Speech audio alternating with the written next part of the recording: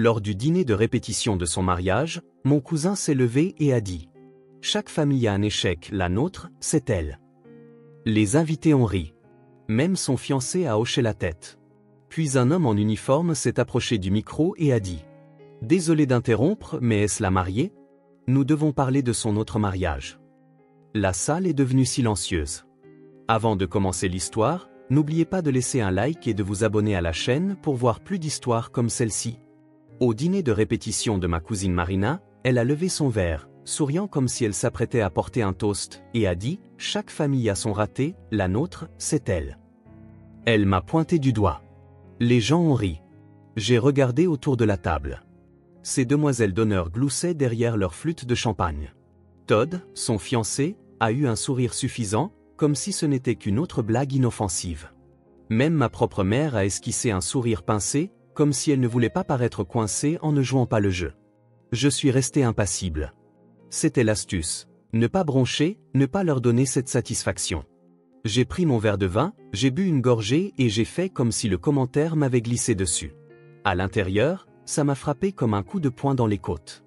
Je n'étais pas surprise. Marina faisait des coups comme ça depuis des années, me piquant, déguisant ça en simple taquinerie, puis se cachant derrière une foule qui la laissait toujours s'en tirer. Depuis que nous étions enfants, j'étais celle qui ne cadrait pas. Celle qui n'était pas allée à l'université, qui ne portait pas de pastel à Pâques, qui ne souriait pas assez largement sur les photos. Celle qui s'était engagée dans l'armée au lieu de rejoindre sa sororité. Il s'en fichait quand je suis rentré l'année dernière.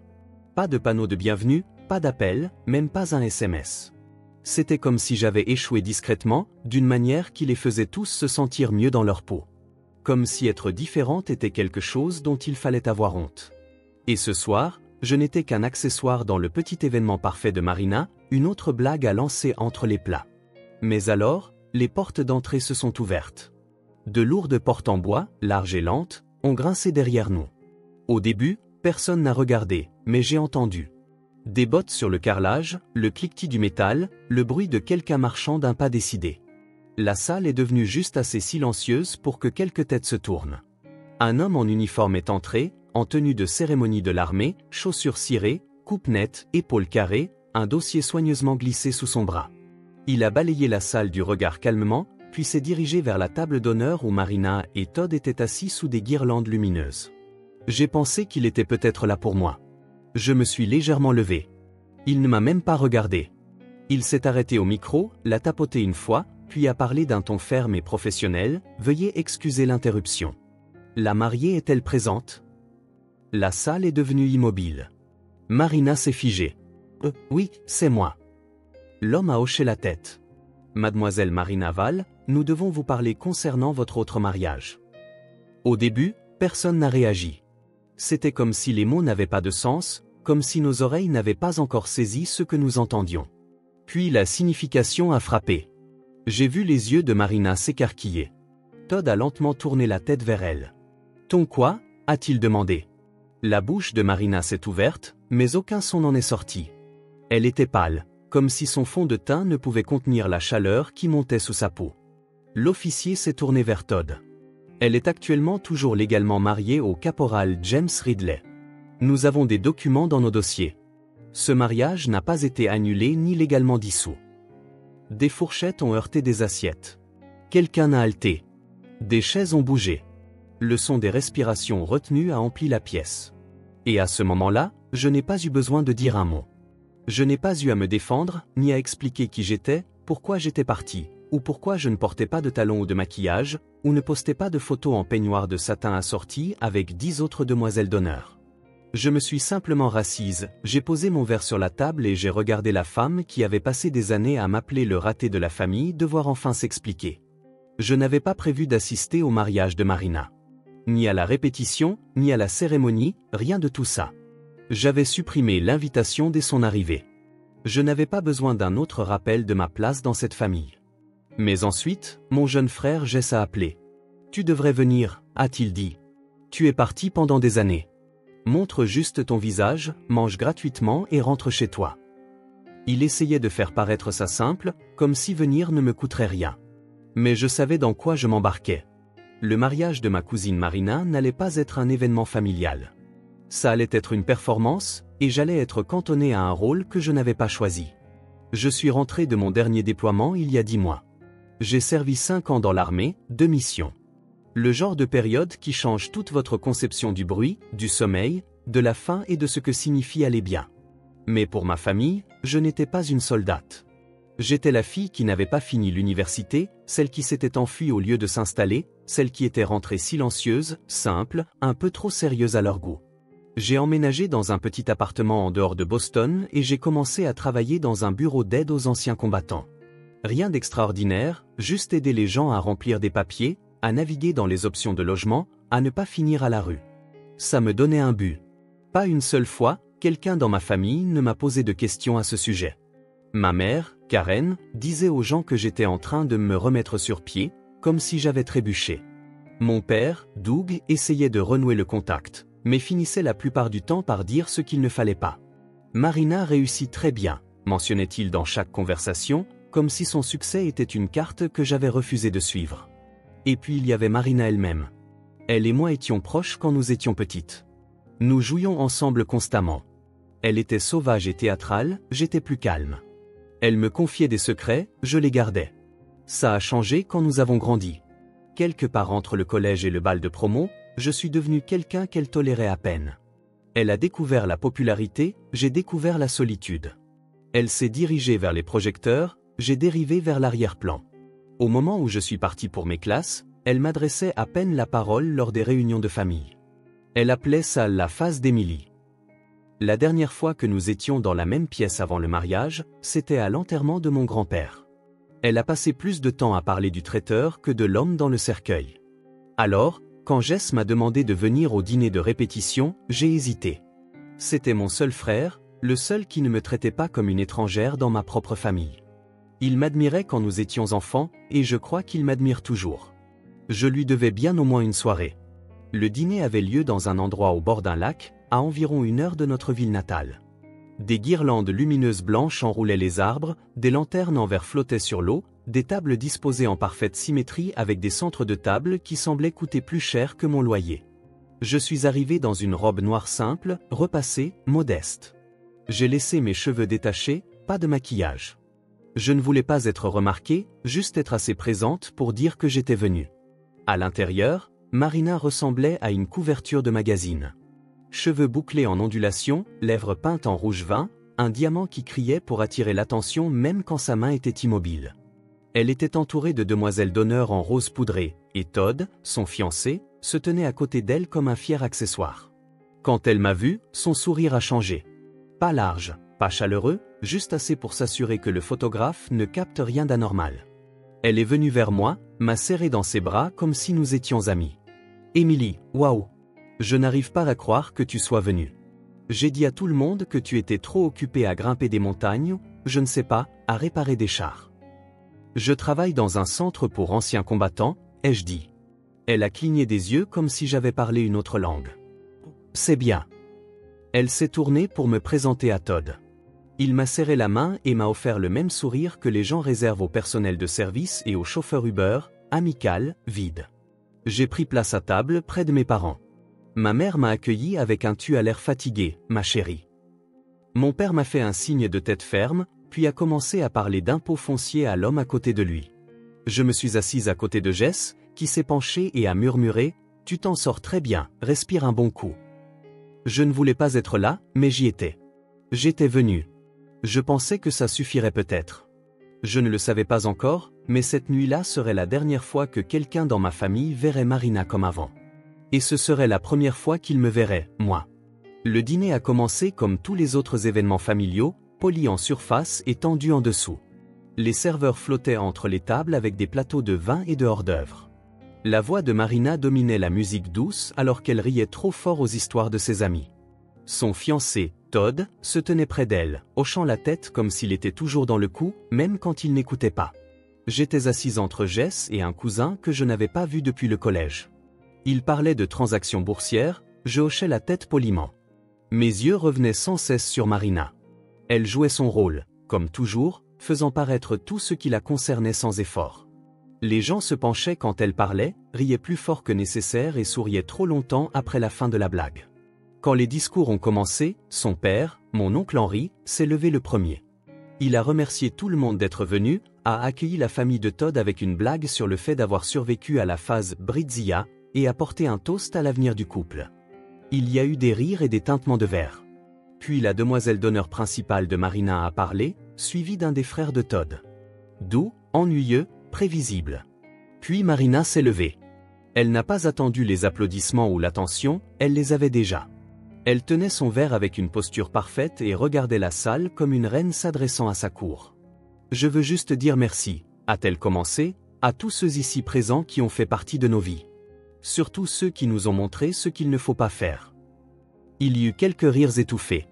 Elle a tourné les yeux vers moi, son regard accroché au mien. « Chaque famille a cette personne, n'est-ce pas, dit-elle, son ton léger, enjoué. Celle qui n'a pas tout à fait réussi à s'en sortir. Celle qui n'a toujours pas compris qui elle est. Dans notre cas, eh bien, elle est assise juste là. » Elle a pointé son doigt, littéralement pointé vers moi. Les rires ont déferlé dans la pièce comme une vague, léger au début, puis plus fort. Le genre de rire qui grandit parce que tout le monde a peur d'être celui qui reste silencieux. Je me suis figé. Mes joues sont devenues brûlantes, non pas de gêne, mais de retenue. J'ai regardé droit devant moi, la mâchoire serrée, la respiration mesurée. Todd souriait, hochant la tête. « Chaque famille en a besoin d'une », ajouta-t-il avec un petit rire. « Ça pimente les choses. » Plus de rire. Ma mère a ri aussi, d'un rire aigu et gêné, comme si elle essayait d'effacer le malaise. Mon père a baissé les yeux sur sa serviette. Jess n'a pas ri. Il a marmonné quelque chose dans sa barbe que je n'ai pas saisi. Ma gorge s'est serrée, mais je n'ai pas parlé. Je n'ai pas bougé. J'ai juste gardé les yeux fixés sur mon verre d'eau, regardant la condensation perler et couler le long du verre. J'avais affronté pire. J'avais marché sous une chaleur qui pouvait brûler la peau. J'avais dormi avec mes bottes aux pieds à côté de gens qui risquaient de ne pas se réveiller. Mais cette nuit-là, dans cette salle parfaitement décorée, entourée de parents et d'étrangers prétendant me connaître, je me sentais complètement seul. Les rires se sont calmés. Marina a poursuivi son discours, prétendant que la blague n'avait pas d'importance. Mais elle en avait une. Elle le pensait. Elle voulait que tout le monde se moque de moi parce que ça la faisait briller davantage. J'ai pensé à me lever. J'ai pensé à sortir par la porte d'entrée et à ne jamais regarder en arrière. Mais quelque chose en moi refusait de la laisser gagner comme ça. Je suis resté. Quelques minutes plus tard, le dernier toast s'est terminé. Le dessert était en train d'être servi quand les portes au fond de la salle se sont ouvertes. Au début, personne n'a remarqué. La musique avait repris, le tintement des fourchettes sur les assiettes à gâteau remplissait l'air. Puis une silhouette est entrée. Grand, coupe nette, en tenue de cérémonie complète de l'armée. Sa présence a changé l'atmosphère de la pièce avant même qu'il ne parle. Quelque chose dans sa démarche a fait taire les gens, un par un. Les têtes se sont tournées. Quelques personnes ont chuchoté. Le brouhaha s'est estompé. Il s'est dirigé vers l'avant de la salle d'un pas calme et délibéré, tenant un dossier sous son bras. Les talons de ses chaussures cirées claquaient contre le parquet comme un métronome. Il s'est arrêté au micro. Sa voix était égale, formelle, pas forte mais autoritaire. « Veuillez excuser l'interruption. La mariée est-elle présente ?» Marina s'est levée. « Oui, je suis Marina. »« Je dois vous parler, » dit-il, « concernant votre autre mariage. » La salle est tombée dans un silence si profond qu'il semblait physique, un vide. Todd a tourné lentement la tête vers elle. « De quoi parle-t-il » Marina n'a pas répondu. Ses lèvres se sont entr'ouvertes, mais aucun son n'en est sorti. L'officier n'a pas bronché. « Mademoiselle Marina Val, vous êtes toujours légalement mariée au caporal James Ridley. Ce mariage n'a pas été légalement dissous. Nous avons des documents dans nos dossiers. J'ai été chargé de vous en informer dans le cadre d'une enquête officielle. » Les gens la fixaient. Les parents de Todd chuchotaient maintenant. Ma mère avait la main sur la bouche. Mon père était assis, figé, les yeux écarquillés. L'expression de Marina s'est fissurée. Le masque est tombé. Elle a regardé autour d'elle comme si elle cherchait une réplique, une sortie, un moyen de s'expliquer. Mais le mal était déjà fait. J'ai baissé les yeux sur mon assiette. Je n'avais pas touché mon dessert. Mon estomac était creux et dur. Elle avait essayé de m'humilier, de me remettre à ma place. Et maintenant son monde parfait s'effondrait devant tout le monde. La pièce était tombée dans un silence complet, le genre qu'on n'oublie pas. Pas le silence d'une accalmie ou d'une pause gênante, mais le genre qui engloutit un espace. Les gens se regardaient, mais personne ne savait quoi dire. Les mots de l'officier flottaient dans l'air. Marina était toujours debout à la table d'honneur. Elle ressemblait à une statue. Ses doigts étaient crispés sur le bord de sa chaise. Sa poitrine se soulevait et s'abaissait rapidement, mais elle ne disait pas un mot. Todd la fixait comme si elle était une étrangère. Ses parents avaient l'air embarrassés, peut-être en colère, peut-être les deux. Une des demoiselles d'honneur a murmuré quelque chose qui a fait qu'une autre a couvert sa bouche. Je n'ai pas bougé. Je n'en avais pas besoin. Pour une fois, je n'étais pas sous le microscope. Je n'avais rien à expliquer. J'étais venu discrètement, j'avais mangé mon repas, j'étais resté à ma place. J'étais venu. C'était tout. Et soudain, c'était plus que suffisant. L'officier a tendu une enveloppe Kraft à Marina. Ceci est une copie du certificat de mariage, dit-il. Vous l'avez signé il y a 2 ans dans le comté d'El Paso. Tant que cela n'est pas formellement résolu, vous êtes légalement mariés selon les registres fédéraux. Cela crée des implications juridiques potentielles pour votre cérémonie actuelle. Marina a pris le dossier d'une main tremblante mais n'a rien dit. Elle ne pouvait regarder personne. Ses lèvres se sont serrées en une ligne dure alors que les larmes montaient, mais elle les a retenues. Todd a finalement parlé. Est-ce vrai? Elle n'a toujours pas répondu. Je t'ai posé une question, dit-il plus fort cette fois. Est-ce vrai, Marina? J'ai oublié, a-t-elle marmonné. Tu as oublié que tu étais mariée. Ce n'était pas réel, dit-elle, sa voix se brisant. C'était pour l'assurance. Il partait en déploiement. Nous n'avons jamais vécu ensemble. Ça ne signifiait rien. Todd n'a rien dit tout de suite. Il a juste regardé le sol. Puis il s'est retourné et s'est éloigné de la table, passant devant les invités, devant le photographe qui avait cessé de prendre des photos. Il n'a pas claqué la porte. Il a simplement disparu derrière elle. Marina est restée là, seule.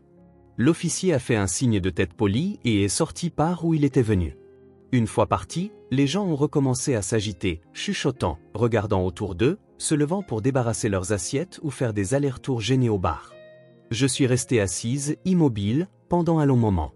Puis j'ai croisé le regard de Jess. « Ça va ?» a-t-il demandé doucement. « Bien » ai-je répondu. « Tu n'étais pas au courant de ça ?» J'ai secoué la tête. « Non. Je ne l'aurais pas gardé pour moi si j'avais su. » Il a hoché la tête, observant toujours Marina. Je suppose qu'elle s'est enfin surpassée. J'aurais pu me lever alors. J'aurais pu dire quelque chose, demander si quelqu'un pensait encore que j'étais le raté de la famille, demander si cela comptait comme l'un des choix de vie impeccables de Marina. Mais je ne l'ai pas fait. Je ne me sentais pas triomphante. Je n'avais pas besoin de remuer le couteau dans la plaie. La vérité avait atterri toute seule. Je n'avais rien à faire. Au lieu de cela, je me suis levé lentement, j'ai passé ma veste sur mes épaules et j'ai regardé la porte. Puis je me suis tourné vers ma mère. Elle avait l'air abasourdie, toujours assise avec un verre de vin à moitié plein à la main. « Je m'en vais » ai-je dit. Elle a cligné des yeux et m'a regardé. « Émilie, tu vas bien ?»« Je vais bien » ai-je dit. Mon père s'est levé aussi. « Tu ne veux pas de dessert ?»« Non. » Je me suis tourné vers Jess. « Tu restes un peu ? Tu veux que je te ramène ? » J'ai ma voiture. Envoie-moi un texto quand tu seras rentré, a-t-il dit. Il m'a serré brièvement dans ses bras. En passant devant la table d'honneur, Marina était assise, affalée sur sa chaise, fixant les papiers dans sa main. Personne ne lui parlait. Pour une fois, elle n'était pas le centre de l'attention. Elle était juste une autre personne qui avait fait un choix et devait enfin en affronter les conséquences. Et pour la première fois depuis des années, ce n'était pas de moi qu'il chuchotait. Je n'étais pas invisible. Je n'étais pas le punching ball de quelqu'un. J'étais juste une femme qui avait servi, qui était rentrée chez elle et avait gardé son intégrité. Une femme qui avait survécu à plus que quiconque dans cette pièce ne pourrait jamais comprendre. Je n'ai pas claqué la porte non plus. Je suis sorti tranquillement, calme, stable et imperturbable. Et pour la première fois depuis longtemps, j'ai senti que je n'avais plus rien à prouver. Je suis allé à ma voiture sous un ciel sombre scintillant d'étoiles froides. Le vent venant du lac était vif, mordant la peau de mes bras alors que je déverrouillais la portière et me glissais sur le siège conducteur.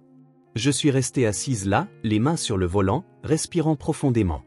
Je n'étais pas en colère. Je n'étais même pas surprise. J'étais juste pleine de quelque chose que je n'avais pas ressenti depuis longtemps. Pas de la joie, Pas de la vengeance, juste de la clarté. À l'intérieur de cette salle illuminée, le monde parfait de ma cousine s'était fissuré. Elle s'était moquée de moi devant toute notre famille, et 5 minutes plus tard, son propre secret était exposé d'une manière qu'elle ne pouvait ni déformer ni excuser. Mais il ne s'agissait pas de karma ou de justice. Il s'agissait d'un changement que je sentais en moi. Une ligne enfin tracée. Un fardeau enfin lâché. Mon téléphone a vibré dans le porte-gobelet. C'était Jess. Tu vas bien? Ouais. Et toi?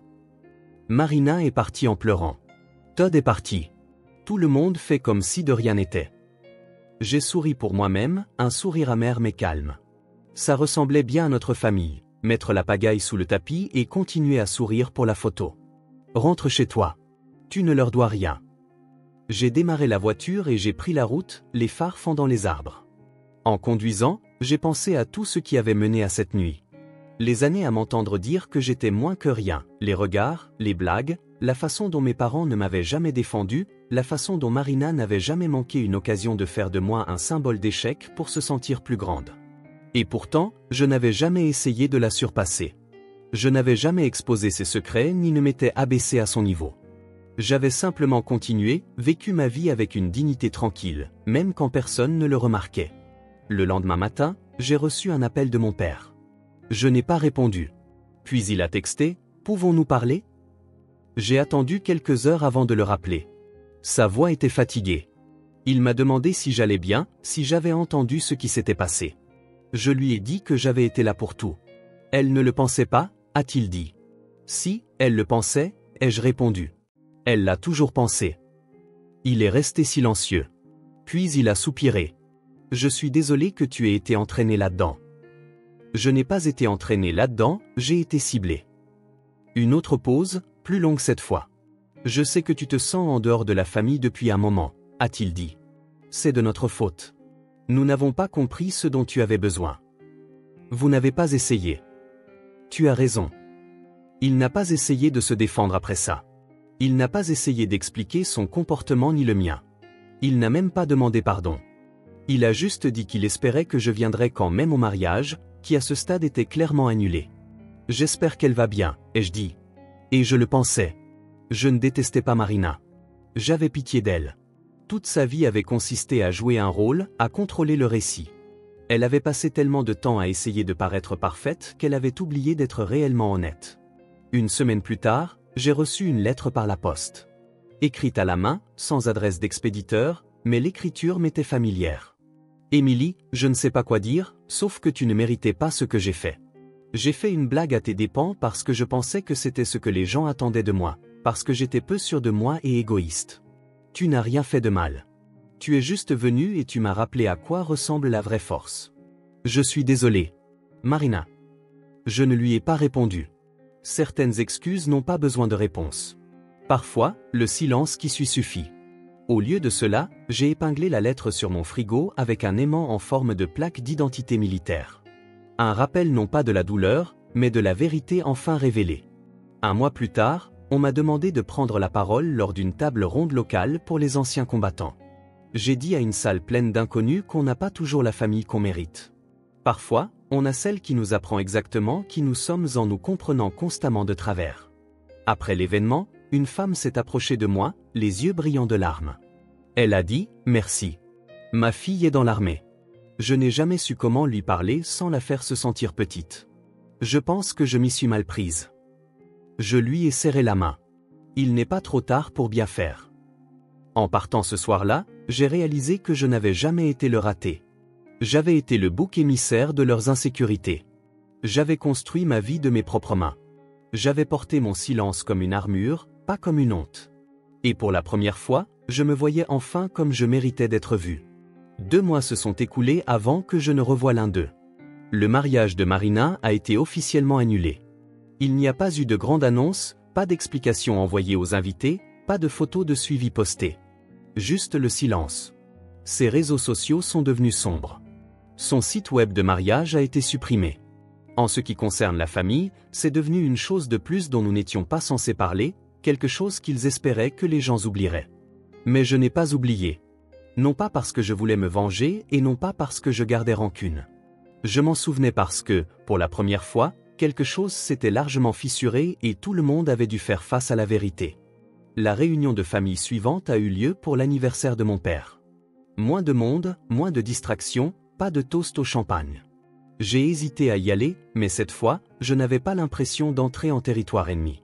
Je me sentais différente. Je me sentais égale. Quand je suis entré, ma mère m'a fait un sourire discret. Pas de commentaires désobligeants sur ma tenue, pas de pics subtils sur ce que je faisais de ma vie.